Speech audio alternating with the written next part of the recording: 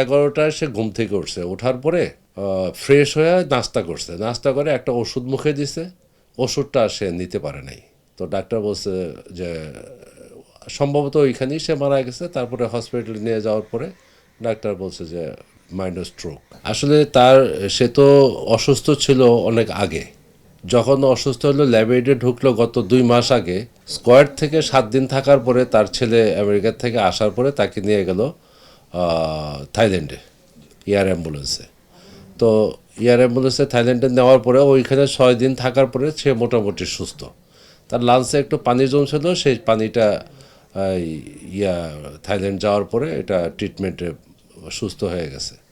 কিডনিতে একটু প্রবলেম ছিল, ওইটাও সুস্থ হয়ে গেছিলো ওদের ট্রিটমেন্টে। এরপরে বাচ্চা ভাই অনেক সুস্থ। এফডিসিও আসলো বেশ কিছুদিন, 3-4 বার এফডিসি আসছে, আমাদের সাথে মিটিংও করছে।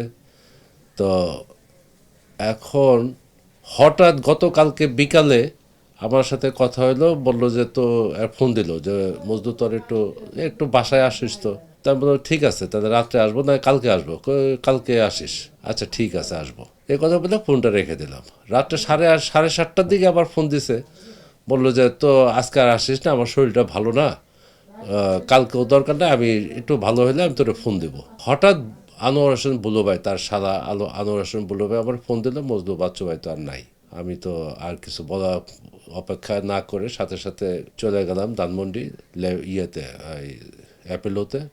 তো ওইখান থেকে যা অ্যাপেলোতে লাশ পাইনি, ওইখান থেকে দিয়ে আসছে এলো মসজিদে ধোয়ানো করার জন্য, গোসল করানোর জন্য। তো তাকে গোসল করায় হিমাগারে রাখা হয়েছে। যেটা বললো ভাই যেটা বললো, 11টায় সে ঘুম থেকে উঠছে, ওঠার পরে ফ্রেশ হয়ে নাস্তা করছে, নাস্তা করে একটা ওষুধ মুখে দিছে, ওষুধটা সে নিতে পারে নাই। তো ডাক্তার বলছে যে সম্ভবত ওইখানেই সে মারা গেছে। তারপরে হসপিটালে নিয়ে যাওয়ার পরে ডাক্তার বলছে যে মাইনর স্ট্রোক এই হিসেবে মারা গেছে। তো এখন তাকে ল্যাবরেটরি আছে, হিমাগারে আছে। তার ছেলে 3টেই থাকে আমেরিকায়, বড় ভাইয়ের ছেলে এবং মেয়ে 2জনেই থাকে আমেরিকায়। তারা অন দা ওয়ে, তারা আসলে পরে ডিসিশন নেবে যে কখন জানাজা করবে, কখন তারা লাশ বাড়িতে নিয়ে যাবে। তা আমার সাথে বুলু ভাইয়ের কথা হতো যে আমরা বাড়িতে নেওয়ার আগে এফডিসিতে আমরা জানাজা করব। তো সেটা বললো যে বুলু ভাই হ্যাঁ এফডিসি তো নেওয়া উচিত, সারা জীবন সে এফডিসিতে কাজ করছেন। হ্যাঁ সিরাজগঞ্জে দাফন হবে, তারা প্রথম জানাজা এফডিসি করবে, আর সেকেন্ড জানাজা সিরাজগঞ্জ করে তারপরে তারা দাফন করবে।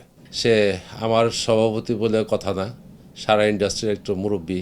এছাড়া আমার চোখে আর মুরব্বী তো কেউ দেখি না। আপনারা সবাই তার জন্য দোয়া করবেন, আল্লাহ যেন তাকে বেহেশতে নসিব করে।